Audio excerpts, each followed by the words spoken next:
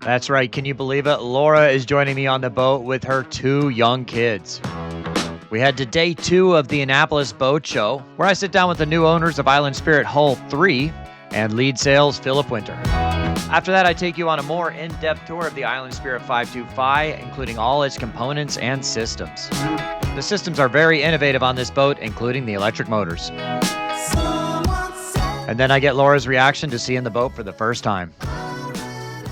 All right, we are about to welcome a special guest here for the weekend for the boat show, the Annapolis 2025 Sailboat Show. I'm going to go meet her at the gate to help her get in because she's got a couple little ones and luggage and all that. So I don't know how she does it, but you'll see her in 1 second. I had the boat parked at the South Annapolis Yacht Center, which is walking distance to the boat show. So I headed up to meet Laura at her Uber. I will help you. Hi. Oh my God, I look so rough. How you doing? Who is this? This one's Cruz. Cruz, how are you? Nope, not interested. How you doing? I'm good. It's got to be pretty difficult traveling with 2 little kids under the age of 4 on an airplane and getting them in an Uber and to the boat.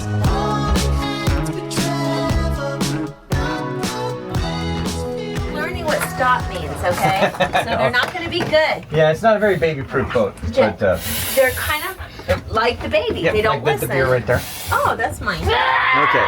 All right. So, if we have time, we'll record a proper podcast. But give me the cliff notes. What are you doing? Right now, without my makeup done? Yeah. Say hi. Hi, everyone. I have 2 kids now. Where are you living? What are you doing? I live in Pensacola, Florida, and I've been a nurse this entire time. And yeah, I miss sailing, so I'm here getting a boat fix. This is Jet, and this one's Cruz. There you go. Yeah. All right. We're going to let her settle in for a few minutes, and then we got to head back to the boat show. There's a happy hour at Island Spirit, and get her a look at the boat. So, all right. It's a bit of a madhouse. We got puppies and kids. Yeah. Puppies and kids, all the same age. It was a bit of a madhouse, but Laura was able to get cleaned up, and we headed to the boat show. I was able to sit down with Brenda and Larry, owners of Island Spirit 525, hull number 3. All right, I am here with the new owners of Wind and Solar. It's Brenda and Larry. So, how you liking this boat so far? It's awesome. Yeah, yeah. What's some of your favorite features on it? I think the headspace. Yeah. I can't touch the ceilings most anywhere, which I didn't even think about that. It makes it feel very grand. Mm-hmm. The roominess of all the major sitting areas of the boat here, 12, 15 people. Oh, easy. You can, I mean, like you float these out, you can seat 15 people, 12 at least for dinner. Exactly. You know? Exactly. I love the opening of all the space and the flow through and the breeze, especially in warm times. It's perfect. Then you've got the forward cockpit. Yeah. Which is an amazing area as well. It's easy to get to. You don't have to climb on anything. You just walk through the boat. Yeah. Still got trampolines. Yeah, yeah. Still have trampolines, and then the fly bridge upstairs is That's my favorite. Yeah. The fly is, I don't know, I think you could put 50 people up there if you wanted, but you can certainly serve 12. Yeah. And those are my favorite features. So of the boat. was the boat your idea? Hers. Yeah, I'm the captain. So how did she talk you into it? Gilligan. Yeah. Just follows call me captain Gilligan. orders. All right. So why did you? I mean, did you look at a lot of boats before picking this one out? I looked at pictures. I had been on. We're actually power boaters. Okay. But we decided we really don't go that fast anyway, and we like to cruise and look around and explore. And Kind of last second at the Miami Boat Show, we looked at a catamaran. Yeah, and we thought, oh, I love the beam. Yeah. Yeah. The Oh, for beam's sure. amazing, and and it gives us some stability on rough seas. And I've been on some of those now, and it's been amazing. For sure. I mean, you don't need, and the grab bars are everywhere on this boat. And I love grab bars. It makes me feel a little bit safer on those rough seas. Yeah, for sure. And I think the idea of putting it in charter was attractive to us, just because. That was going to be my next question. How's that? So you've already got it lined up with the charter. It's going to be in for charter. We'll put a link down in the BVI, the British Virgin Islands. Have you guys already got bookings and everything on it? Oh yes. Oh yeah. So yeah. Yeah. Really? So how many bookings do you already have? I think there's 6 or so, but we just signed our contract a couple of maybe a month and a half ago. That's great. Not very long. So you already got 6, and I'm sure the rate's probably pretty good. So I mean, like, is that Actually pretty affordable because you've got 6 berths. Right. So and they're very equal, so you can bring all of your equal friends. Right. Nobody has to fight over. Nobody's getting in a bunk cabin or something like that. No. So what's the plan with this boat then? How long are you gonna put it in charter? We're just going to see how it goes, probably for 4 or 5 years at least. And then you're going to cruise on it? We might. Yeah. Okay.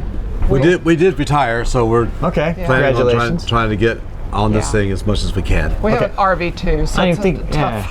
Hey, you're living my life. I got an RV and a boat. That's my 2 homes, and y'all are homeless too right now. Exactly. Their house burned down, unfortunately. So you got a boat and an RV. I know. Two hard choices. Yeah. Well, cool. So how much time are you planning on spending in the BVI? I would say probably 2 months. 2 months a we'll year? probably take it out of hurricane season and take it away. Gonna go down like to Grenada or something. Exactly. Okay. Nice. And then we don't live very far away. We can hop on the plane in Houston and be there. So if it's not chartered for a couple of weeks in a row, we might just decide to go. Yeah. There you go. Yeah. It's only a 4 or 5 hour flight, I guess, from Houston. It's not bad. Maybe less. Yeah. Oh, really? Yeah. Okay. Well, cool.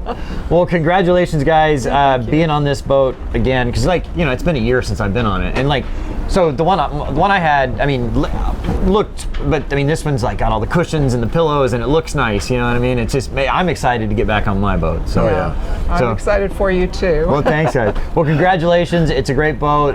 Link down below if you want to charter this thing down on the BVI, and then also if you're interested in one of these, there's a link for that. So cool. All right, thanks, guys. Thank you. Thanks, Bobby. Sure. All right, this is Philip with Inspired Yachting. I mean, gosh, we've known each other for a while now. Congratulations, we finally got one to a show. I know, it feels so good. Been sailing with you on the Island Spirit, but now to have one at its world premiere at the Annapolis Boat Show, awesome. I'm telling you, I've just been reinvigorated getting on this boat again, seeing it. Because mine was, nice and all that, but this one has got all the accoutrement, and it's got the cushions and everything's clean and it looks fantastic. So I'm excited about it. Yeah, you're a few months away, but you're gonna be in the same boat soon.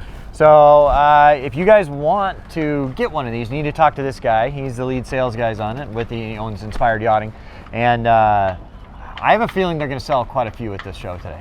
It's looking like it. So we've got a special going on through the end of October. Okay. Got the current price list. So it is the special boat show special world premiere pricing. So give me a call or visit my webpage at inspiredyachting.com. I'll link down below too, and tell them you saw it on Sailing Doodles. And you might want to get on it quick because, if there's a dozen of them sold, you're going to be in the back of the line. So get up there and do it now. Awesome. All right, thanks, Philip. Can't wait to be sailing with you in Thailand. I'm ready. Let's do it. All right. All right, as promised, I'm going to give you a look at the more technical side of things today. So I'm starting to lose my voice already, excuse me, and plus we were out late last night. So normally on a traditional catamaran, you would have 2 engines, one on each side here in the transoms, and you lift this up, and the engine would be there, and it goes through a sail drive, which is kind of a transmission that turns out of the back of the motor, goes down, and then out. The problem with sail drives is that you got to keep them lubricated, and that's like a big hole in the boat that a lot of moving parts are going through, and they tend to leak and get water in the lubrication system, and then let water in the boat and all that, and they can fail and then just rip off the boat. This does not have that because the motors are small enough over there, I showed you those before, that they can be under the bed and you can run a shaft out the back. And so this is a shaft drive, and so it's a lot more simple system, a lot less components for failure. And so I'm going to open this up and show you what's inside here. Okay, so inside here, this is not the motor that's going to go in this. So Hulls 1 through 4 originally came with this generator, and so they're actually going to replace this with a Yanmar. So it's going to be an 85 horsepower Yanmar or 80 horsepower Yanmar, and they've just attached a generator to it. You know, they were trying to use this slightly less expensive generator, and it just didn't work out. So they decided to go with the Yanmars, which is good because you know, Yanmars, you can get parts for them anywhere. They're around the world, and they're made to be in marine environments. So it's going to last a lot longer, and it's a more efficient motor. So that 85 horsepower Yanmar is basically, they connect it to a generator, and it will power the whole boat. So the other day we were sailing, and we were using 40 amps to power the boat to go 6.5 knots, and then we turned on the generator, and we were not only powering that with the generator, but there was enough power left over to charge the batteries at another 40 amps. When I say 40 amps, I'm talking 40 amps at 480 volts. So that's some serious power this thing puts out. So you have a 210 kilowatt hour battery. So this is one of the battery packs right here. So there are 6 of these lithium-ion battery packs. So look at these. I mean, each one of these would be basically what you put inside a Tesla, right? So each one of these is basically a car battery. And there's 6 of them. There's one here, one on the other side, 2 back here, and then 2 forward. They're kind of distributed around to kind of keep the weight distributed around the boat. Because, you know, they're pretty heavy. They're a couple 400 pounds each, something like that. But the whole boat still only weighs 18 tons, which is really light for a boat this size. So there's 2 more batteries under the seat here. 1 more battery on the other side. I'll show you the other side here in a minute when the people kind of get away, but then there's 2 more batteries forward, and so it really balances out the boat. A quick note from editor Bobby here as I'm working on this video. I can already hear the comments about lithium-ion batteries, and so I thought I would give you my experience with them so far in the boat. So you probably know that my boat was kind of crashed by the delivery crew and spent 3 days being pounded in the surf and completely full of water, like completely submerged of water. So those battery packs spent more than 48 hours completely submerged in salt water. Yes, they were ruined, but they didn't catch fire. There weren't any problems with that. So these new battery packs are pretty safe when it regards to that kind of thing. So I am very confident that these battery packs will work very well and have a nice long life and give me no problems. This is the other side. So you may notice there's no motor in here. So they filled it with other things. If you wanted to put a traditional system, number one, you get rid of the batteries, so there'd be more room to put more motors in here. But I'm sitting right now on one of the chillers, and then the other chiller is right here. So the way most boats work, well, that's not true. The way a lot of sailboats generally work, the bigger boats do have chiller systems. So this does have a chiller system because it's much more efficient. So a lot of boats this size would have 8 different individual air conditioning units that run 1,000 watts each. So, you know, you're running all 8 air conditioners, that's 8,000 watts, right? So you'd have to have a really big generator to run and do all that, or be plugged into shore power. This is a chiller system. So it has 2 chillers. Well, I'm sitting on one and then the other one there. Each chiller is powerful enough to cool the whole boat. So what it does is it chills water, circulates it through to all the air handlers throughout the boat. So it gets cold water, it's like 50-degree water or something like that, and circulates it through the boat, and then it, you know, the air handler blows air over like a condenser coil, and then, you know, makes that air cold, and it blows it out. So you're only doing 1,400 watts or thereabouts for the chiller system, and then each air handler only uses, you know, 100 watts or less. So you can, if you want to run your air conditioning on just 2 cabins in the middle of the night, you're not air conditioning the whole boat, and it's only going to be about 1,500, 1,600 watts to run all those air conditioners overnight rather than 8,000 watts, right? And then you have this, so your other battery pack here. So there's one on this side, one on the other side, 2 in the middle, like I said. And then this is your battery temperature monitor, BTMS. So what it does is, this is what controls the temperature of your lithium-ion batteries. So, you know, you don't want your batteries too cold or too hot, and so, because they're more efficient at around 25 degrees Celsius. So if you're going to be charging the batteries, say it's like 10 degrees outside and it's cold out here, it will actually heat up the batteries so they can take energy better. And then the opposite, if it's 95 degrees, you know, it's 40 C out here, it'll cool them off so that they're more efficient. And so that's what this is, and it sends this coolant throughout to all the batteries. You have your strainers that live in here, your water maker strainers, all that. Your water desalinator lives in here too. It's the Seawater Pro, and so all that lives in here, and there's plenty of space in this area. And anywhere, you know, so you got the automatic fire extinguishers. There's one on the other side. Wherever there's a battery, they have these automatic fire extinguishers if it gets too hot. I showed it to you in the other video, but I'll take you down now and we'll look at one of the motors here. So this is, like I said, you know, normally, because diesel motors are quite large and heavy. They take up a lot of space, but you can see this is the motor. Look how small that is. It's probably 18 inches across in diameter, and it's maybe another foot, 12 inches deep. So it's a really small motor, but that's the equivalent of 85 horsepower. It's 67 kilowatts, equivalent of 88 horsepower. So it's such a small package that they could put a shaft seal on it, a shaft drive. And then, so it's got the shear there, so if you were to hit something, it'll shear it. But, you know, it's just a lot more simple system that lives under the aft bed right here, what we're doing right now. And, you know, you run a shaft out the back. It's a lot more efficient system. You know, you're going straight out the back rather than going through 2 transmissions, basically. So it's more efficient. You know, it's just safer. I like this system better. Also under here is all your solar controllers. So there's 3 different solar zones. So, you know, your MPPT controller for each one. So it's much more efficient than having one. And all your breakers for your main and your inverters and all that live under here. So I showed you some of the other systems of the boat. Let me show you how we control the system. So this is C-zone. So actually, you know what? Let's start at the electrical panel down here first. So here you have your 230 volts, right? Then you have your 12 volt system, and then you have your 120. You know, things, and then all your pumps right here. This is your battery control unit. So it's got the Roy Powell batteries of lithium batteries. So you have your main breakers there for things like air conditioners and water heaters and all that. But to control individual circuits, like for your lights or for your fans and all that, we have C-zone. So this is the C-zone panel. You can also access, so this is your chart plotter. So this is just a repeater of the main chart plotter upstairs. You can hit C-zone and you can get to all your switches here. So I'm not gonna hit it because I don't wanna mess with it, but you can hit your anchored on board. So if you hit that, it turns on your anchor light and it turns off all your sailing lights and all that. Or you're sailing during the day, right? So it turns on those systems. Night sailing, so it'll turn on your running lights, you know, and all of that. And then you can go to all your controls and your systems in operation. So you can control everything through the chart plotter, or you can go to your C-zone panel right here. So this has everything you can hit. So this is every single switch that you can turn on and turn off. So you want to turn off the gas solenoid. So right now it's on. If I wanted to turn on the gas, I hit that, I hit on. Now the gas, the propane, would be on. I'm gonna turn it back off because it was off.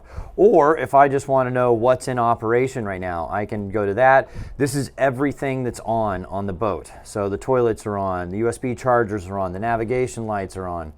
They don't need to be on. I'm gonna turn that off. So there you go. The shower sumps, all that stuff's on. If you want just the pumps, you know, you can hit, go to the pumps. You can turn all your pumps on and off. You want lighting, you know, you can turn all your underwater lights, all this stuff, your electronics, nav displays, you know, your power systems. So you can turn on your 12 volt master, all that stuff. You can control all the lights and everything from any of the chart plotters. So that's what I was saying in the other video the other day, is that if you're at the helm and you need to turn, somebody asked like, how do I turn on the propane, right? It's off. Well, I can turn the propane on at the helm station using the chart plotter and all that. Or if I need to turn on a water pump or a sump pump or something like that, you can control it from the helm station or from down here or anywhere.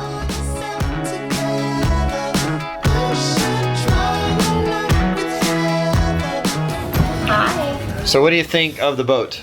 I am blown away from the last version to this version. Yeah. Fly bridge, all the things. Last time I saw it, they couldn't close the back, and this is just like a lagoon. It's crazy. Yep. This is more sexy. Actually, better than a Bali, and that was my dream boat. Really. What do you think? What do you think, Jet? He's gonna say he wants a movie. So that is it from for me from the Annapolis Boat Show 2025. Thanks for tuning in. If you'd like more information on this boat, please click. There's a link in the description where you can talk to the broker and make an appointment to talk to more about this boat. And please make sure you mention that you saw it on Sailing Doodles. That really does help me out a lot. I'm really excited to get mine. Being back on this boat has reinvigorated just my excitement for getting on this. Like seeing it, because the one I got in Thailand was great. It was nice, but it was like there was no decorations. It wasn't you know, it wasn't set up. It was just bare bones. It had just come out of the factory. This has all the, you know, the accent pillows and all the you know, the rugs and all that. It looks just amazing. I'm super excited to get on. Just a few more months and I'm finally on my boat. So with that being said, if you would like to win my old boat, the CT56, there is a raffle going on right now. There's a link in the description, or go to sailingdoodles.com and click the link that takes you there. You could win it. The raffle is going to be January 31st. I'm excited for you to get the boat and win the boat. And I tell you what, right now, just for the Boat Show special, if you go buy some raffle tickets there, say you buy 10 raffle tickets, you're going to get 30 raffle tickets for free, just for buying the 10. So that's just for the next 48 hours only, while this video, just from when this video comes out, 48 hours only, you get an extra 30 raffle tickets when you buy 10. If you do end up winning the drawing and decide for whatever reason you don't want the boat, you can take the cash prize instead. No purchase necessary to enter, void where prohibited. Check out this website for details.